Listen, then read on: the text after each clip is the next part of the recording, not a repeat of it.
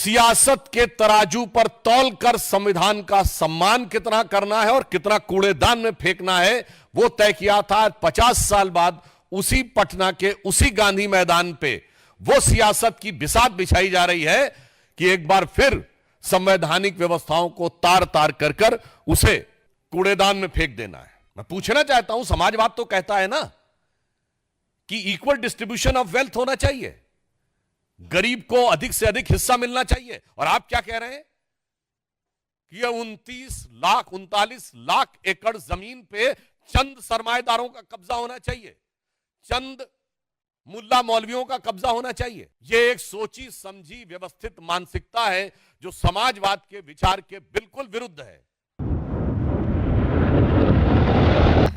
मित्रों, अभी हाल ही में हमने भारत के लोकतांत्रिक इतिहास के सबसे दुर्दांत काले अध्याय आपातकाल के 50 वर्ष पूर्ण किए हैं। परंतु बहुत दुख की बात है कि कल पटना के उसी गांधी मैदान में, जहां आपातकाल के दौरान संविधान की रक्षा और संविधान के सम्मान के लिए जान की परवाह किए बगैर लाखों लोग एकत्र हुए थे, वहां एक ऐसी रैली हुई जिसके की बारे में इंडी गठबंधन के बिहार के नेता तेजस्वी यादव ने कहा कि हम संसद से पारित एक कानून को कूड़ेदान में फेंक देंगे। यह बहुत गंभीर विषय है। उन्होंने वक्फ बोर्ड के कानून के लिए कहा कि हम इसको कूड़ेदान में फेंक देंगे, जबकि वह भारत की संसद के दोनों सदनों से पारित है, कोर्ट में विचाराधीन है। एक नहीं आधा दर्जन हाई कोर्ट के जजमेंट बहुत स्पष्ट रूप से इलाहाबाद हाई कोर्ट और कलकत्ता हाई कोर्ट के जजमेंट उनके पक्ष में है। इसका अर्थ यह हुआ कि न संसद का सम्मान न न्यायपालिका का सम्मान, वोट बैंक की चाहत में जो कुछ बोला गया है तेजस्वी यादव और इंडी गठबंधन के अन्य नेताओं के द्वारा, उससे साफ है कि यह संविधान को कूड़ेदान में फेंकने की 50 साल पुरानी मानसिकता से बाहर नहीं आ पा रहे हैं। 50 साल पहले भी सियासत के तराजू पर तौलकर संविधान का सम्मान कितना करना है और कितना कूड़ेदान में फेंकना है वो तय किया था। 50 साल बाद उसी पटना के उसी गांधी मैदान पे वो सियासत की बिसात बिछाई जा रही है कि एक बार फिर संवैधानिक व्यवस्थाओं को तार तार कर कर उसे कूड़ेदान में फेंक देना है। परंतु भारतीय जनता पार्टी और एनडीए गठबंधन इस बात के लिए कृत संकल्पित है कि हम बाबा साहब अंबेडकर के संविधान को, उसके किसी भी प्रावधान को कोई कूड़ेदान में फेंकना चाहेगा तो हम उसे नहीं होने देंगे। और मैं यह भी स्पष्ट करना चाहता हूं, जो बात पहले भी कही जा चुकी है, वक्फ बोर्ड के जिन प्रावधानों के विरुद्ध इंडी गठबंधन के नेता बार बार बोल रहे हैं, क्या वो प्रावधान सऊदी अरब में लागू है जो इस्लाम की जन्मस्थली है? नहीं। क्या इंडोनेशिया में लागू है जो सबसे बड़ा मुस्लिम देश है? नहीं। क्या टर्की में लागू है जो खलीफत की सीट रही है? नहीं। क्या वो पाकिस्तान और बांग्लादेश में लागू है? नहीं।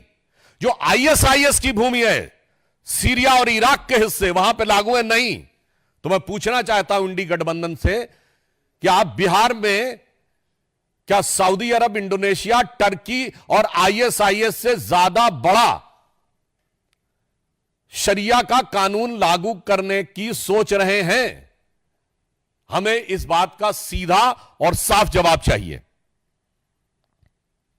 जहां तक धार्मिक पक्ष की बात है, तो समाजवाद का चोला ओढ़े हुए ये जो राजद समाजवादी पार्टी यानी सपा जैसे दल हैं, मैं पूछना चाहता हूं, समाजवाद तो कहता है ना कि इक्वल डिस्ट्रीब्यूशन ऑफ वेल्थ होना चाहिए, गरीब को अधिक से अधिक हिस्सा मिलना चाहिए। और आप क्या कह रहे हैं कि यह 39 लाख एकड़ जमीन पे चंद सरमाएदारों का कब्जा होना चाहिए, चंद मुल्ला मौलवियों का कब्जा होना चाहिए।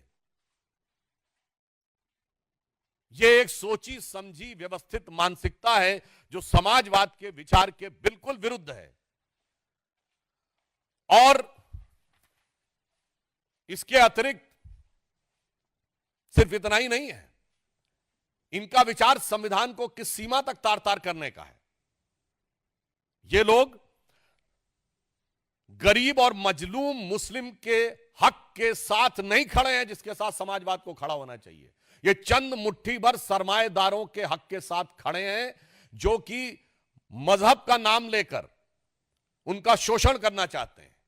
इसलिए राजद और सपा का समाजवाद कतई समाजवाद नहीं कहा जा सकता, जिसे आजकल सोशल मीडिया में इस प्रकार का एक वर्ड यूज होता है कि नमाजवाद कहा जाए, तो अतिशयोक्ति न होगी।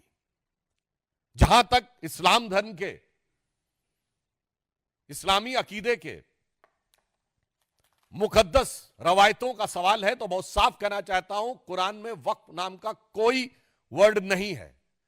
यह मुल्ला मौलवियों का अपना क्रिएशन है। और कुरान में तो यह कहा गया है, जितना हो सके खर्च करो, होल्ड मत करो। वक्फ का मतलब अरबी में होता होल्ड करना। इस्लामी अकीदे में तो कहा गया अनफिकूफी सबीउल्लाह, यानी जो है खर्च करो। परंतु आप क्या कहते हैं, जो है जोड़ लो और मुल्ला मौलवियों के कदमों में जाके अर्पित कर दो, ताकि बदले में वोट की सियासत हो सके। मैं यह पुनः कहना चाहता हूं, जो बात मैं पहले भी कह चुका हूं, यह बाबा साहब के संविधान का मजाक उड़ाकर उसे मौलवी स्क्रिप्ट में बदलना चाहते हैं। यह मैं पूछना चाहता हूं, यह समाजवाद का चोला उड़े हुए इन लोगों से, कि क्या राम मनोहर लोहिया जी का समाजवाद यही था? क्या जेपी का समाजवाद यह था?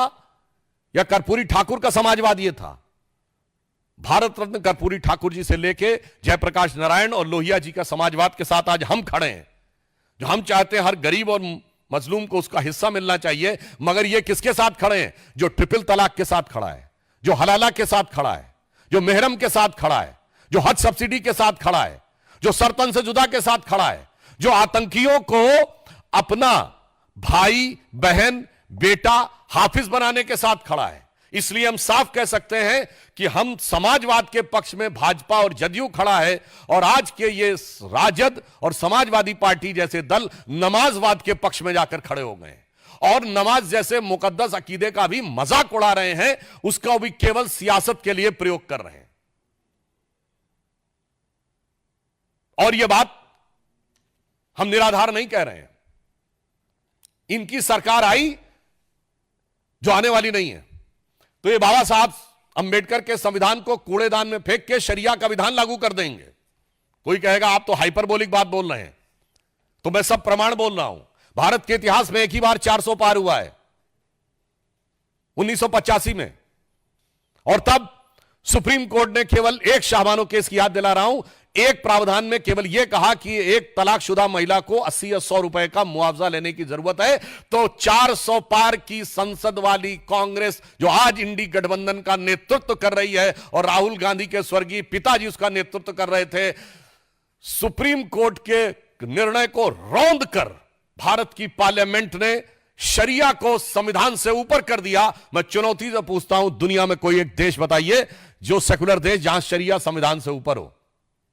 इसलिए अगर इनकी कभी भी सत्ता आती है, और आज देखिए ये सत्ता के बाहर है, तो भी शरिया के प्रावधानों को लागू करने की बात करते हैं।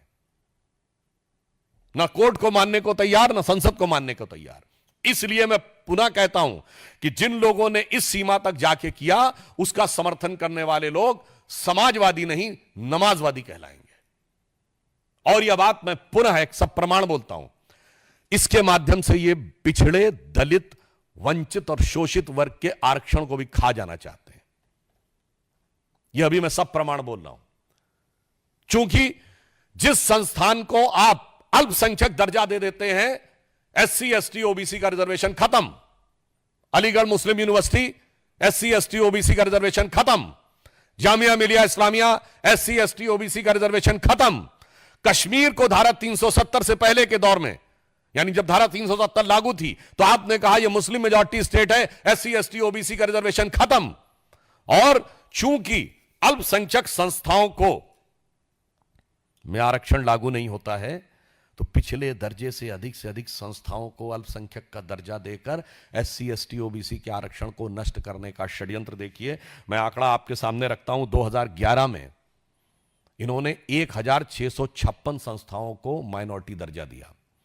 2012 में 1671 संस्थाओं को माइनॉरिटी का दर्जा दिया।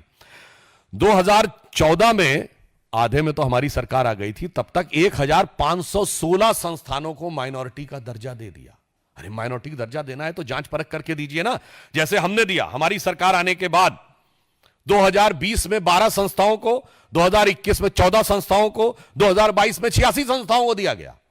ये पिछले दरवाजे से पिछड़ों का आरक्षण को पे सेंध लगाने का काम यही नमाजवादी लोग कर रहे हैं। तेलंगाना में कांग्रेस की सरकार है, उसने पिछड़ों के आरक्षण में अल्पसंख्यक मुस्लिम समाज को की एंट्री करवा दी है। कर्नाटक में अब उन्होंने मुस्लिम समाज को पिछड़ों में शामिल कर दिया है। बंगाल में तो स्थिति और भी विचित्र है। 179 जातियां ओबीसी में की गई, 118 उसमें से मुस्लिम है। ओबीसी कमीशन ने पूछा कि इतनी भारी संख्या में मुस्लिम कैसे आ गए इसमें, तो जानते हैं क्या जवाब दिया गया? कि ये कन्वर्ट होने से पहले जब हिंदू थे तो ये ओबीसी थे, इसलिए इनको ओबीसी मान लिया जाए। तो ओबीसी ने, कमीशन ने पूछा कि फिर इतने कन्वर्ट कैसे हो गए, तो जवाब नहीं। और तो और आपको आश्चर्य होगा कि वो कह रहे हैं कन्वर्ट होने से पहले वो लोग हिंदू थे, तो हिंदू समाज की जातियों से ज्यादा मुस्लिम समाज में जातियां हैं, बंगाल की सरकार के मुताबिक, जो ओबीसी कमीशन को उन्होंने रिपोर्ट दी है। इसलिए मैं कह रहा हूं, ये समाजवाद नहीं, ये मुल्ला मौलवी का नमाजवाद है। ये इस्लामी अकीदे का नमाजवाद भी नहीं है, ये मुल्ला मौलवी का नमाजवाद है। इसलिए ये पिछड़े, दलित और ओबीसी के आरक्षण को जिस ढंग से नष्ट करने का प्रयास कर रहे हैं, जिस ढंग से उस पे पिछले दरवाजे से सेंध मारने का काम कर रहे हैं, श्री नरेंद्र मोदी जी के नेतृत्व में भारतीय जनता पार्टी और एनडीए की सरकार इसे कदापि नहीं होने देगी। वक्फ बोर्ड के बारे में मैं पूछना चाहता हूं, अगर आपके दिल में इतना दर्द है तेजस्वी यादव जी, आप जवाब दीजिए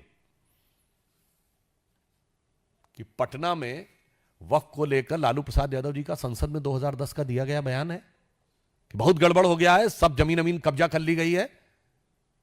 तो कहते हैं कि आधा बोला गया। तो मैं पूरा सवाल पूछता हूं, बताइए इतनी वक्फ की संपत्तियां हैं, कितने अस्पताल हैं उस पे, कितने यतीम खाने हैं, कितने कॉलेज हैं, कितनी यूनिवर्सिटी हैं, कितनी मुस्लिम तलाकशुदा और बेवा महिलाओं के लिए कोई संस्थान बना है, कितना दिव्यांग, मुस्लिम समाज के दिव्यांगों के लिए क्या बना है, कौन सा मुस्लिम रिसर्च इंस्टीट्यूट बनाया गया है ना।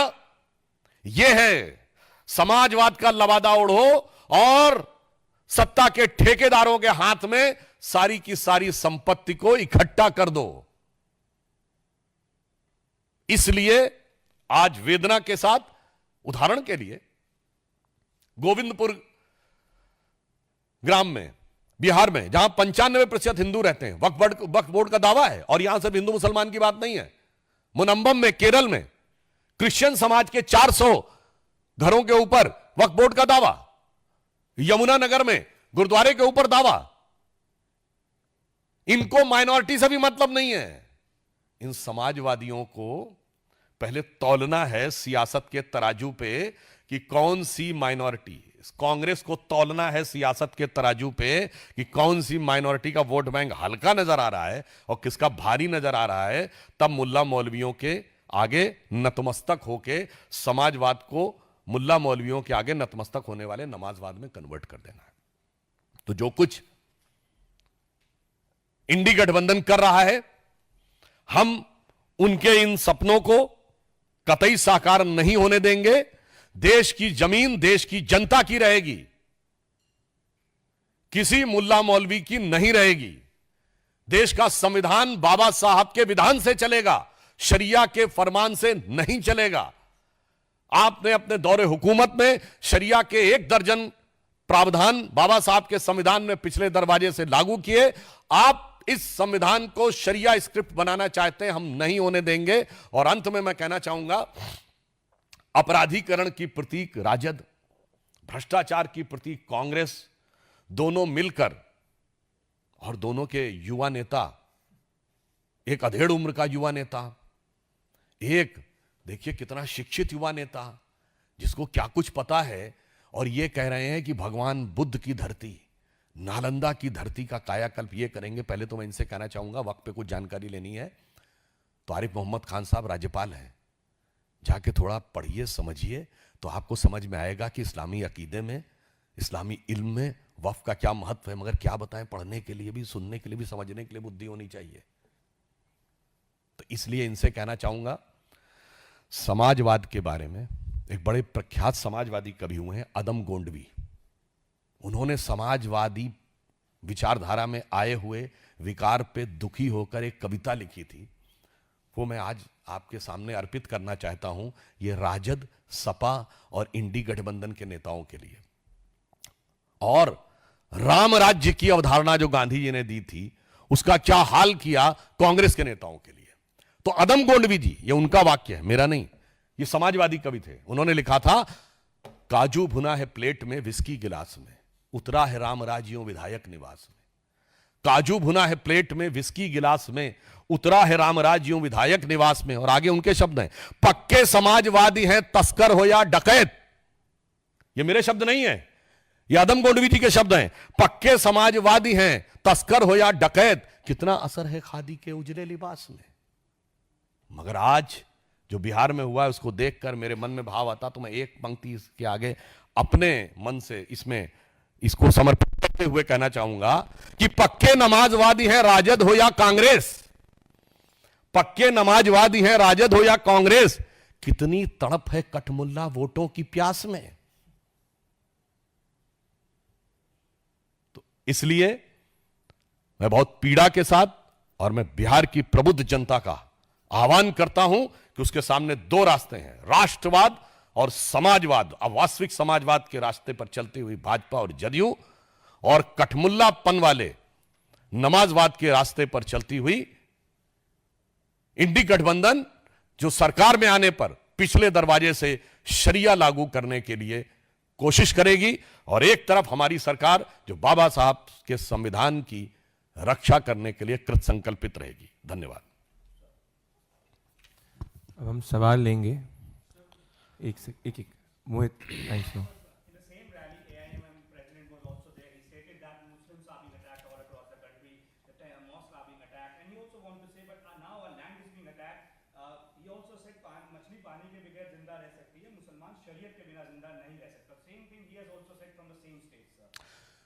जो आपने कहा, whatever you have said, you have quantified and qualified my statement.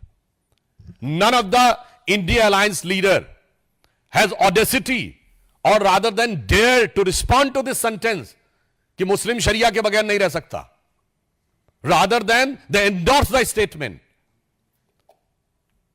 And in this context I would like to remind one instance which has came to my mind. In May 2013, when Congress led UDF was in Kerala, the Mallapuram district council has passed a resolution that since this district has become a Muslim majority district, so the marriage age of girls should be lowered down to 16 for every community, not for Muslims, because Muslims they are already having till 9 years of age. And you know, the Congress government of Kerala has approved it. Then after too much of voice has been raised against it, then in June 2013, they pulled it back. So, I would like to say that whatever is being said is a true face of India Alliance, which is being covered by the mask of Samvidhan Bachao. The real face is Sharia law. दूसरा सवाल नीरज जी।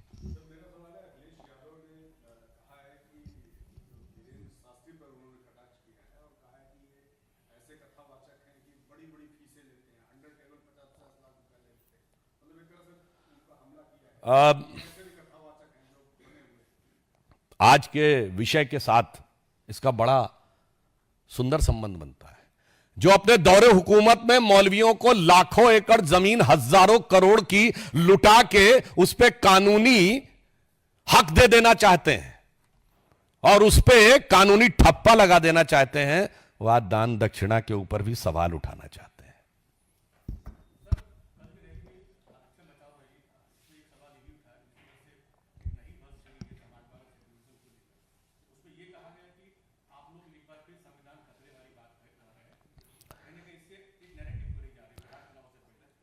देखिए, मैं पुनः कहना चाहता हूं कि बिहार में जो कुछ कल हुआ है, 50 साल पहले इन्होंने संविधान का प्रियम्बल बदला था। आज इनके पास यदि कहीं खुदा न खास्ता वो ताकत होती तो शायद संविधान के प्रियम्बल में नमाजवाद भी जोड़ देते हैं। और कोई सवाल?